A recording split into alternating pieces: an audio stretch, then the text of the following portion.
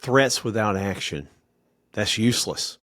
Threats without following up with consequences, that is just lip service, because what happens in the case of people who live with abusive alcoholics, with people who threaten them with, if you drink anymore, if you show up late anymore, if you tear up the house anymore, if you hit me again, I'm going to pack up everything and just leave.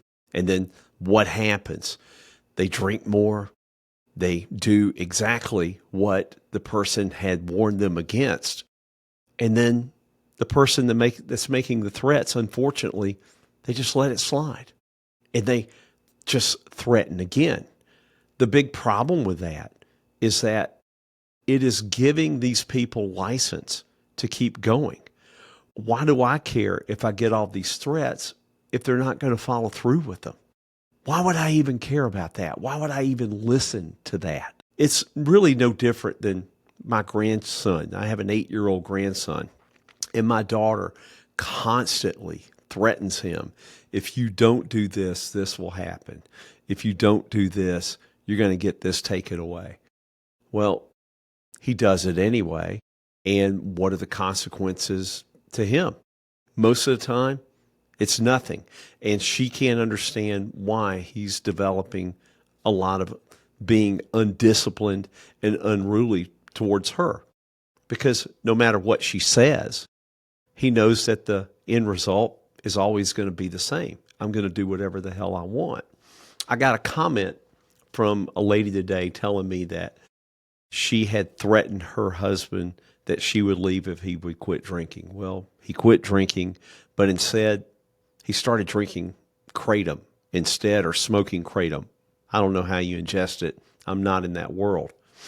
And the problem with that is he just traded one addiction for another. He traded one dog leash for another dog leash. He traded a bar stool for a smoke shop. And it doesn't, it means he has a different addiction. It means he's ingesting a different substance.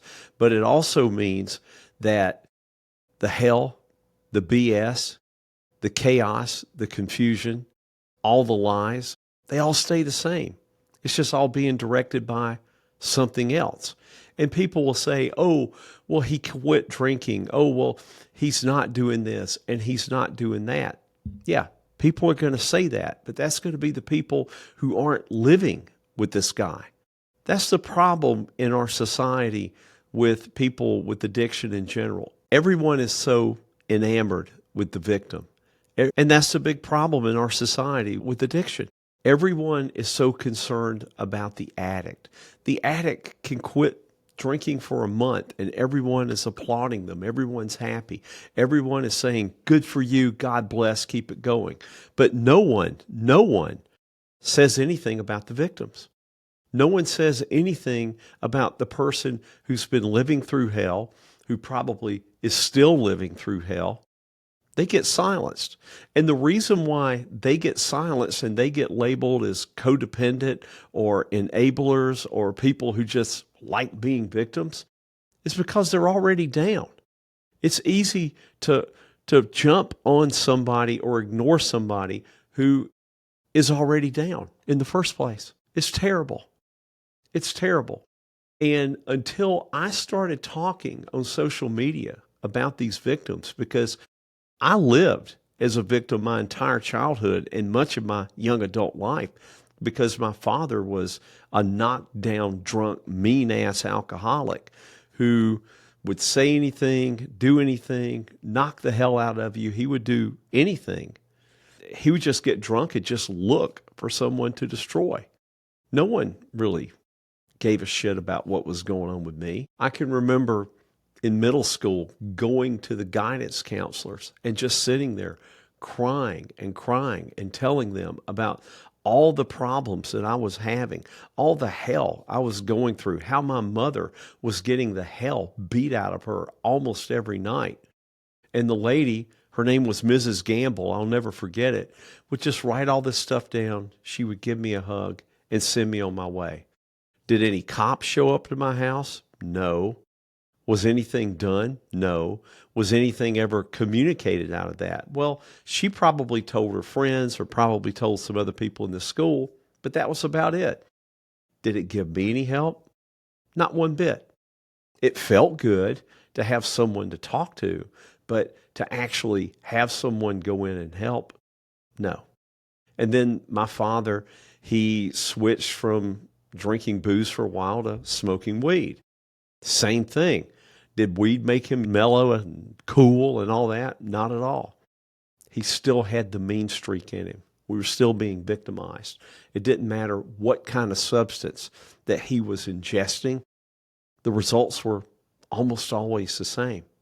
That's why I speak for these victims, because I know that that pain is real.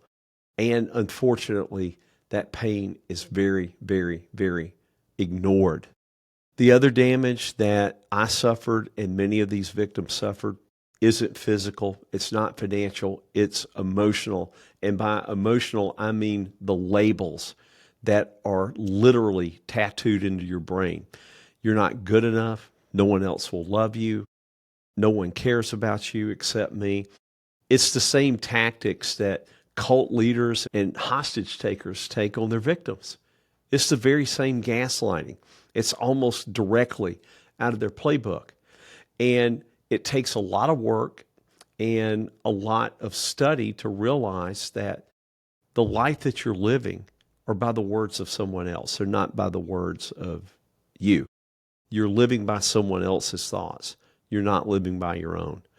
And I even wrote a book about this. You can go to flinchnomore.com, check it out. The book has been literally bought by thousands of people, and I get comments every day about how much that book has helped them, not only in dispelling these labels, but expanding their boundaries and expanding their life. If you need help, check it out. Get it, don't get it. I'm not doing this really to make a living. I'm just doing it because I care about people. I care about people who are living the hell of this victimhood, because I lived it. My mother lived it. I have a brother and sister. They lived it. And unfortunately, the three of them, mom, brother, and sister, they're still living in it. Even though my father's been dead for 10 or 12 years, they're still living by the thoughts and labels that were imposed on them by my dad. Took me a long time to get out of it, but thankfully I did. But don't confuse someone who swaps one addiction for another. It's almost always never any good. Till next time.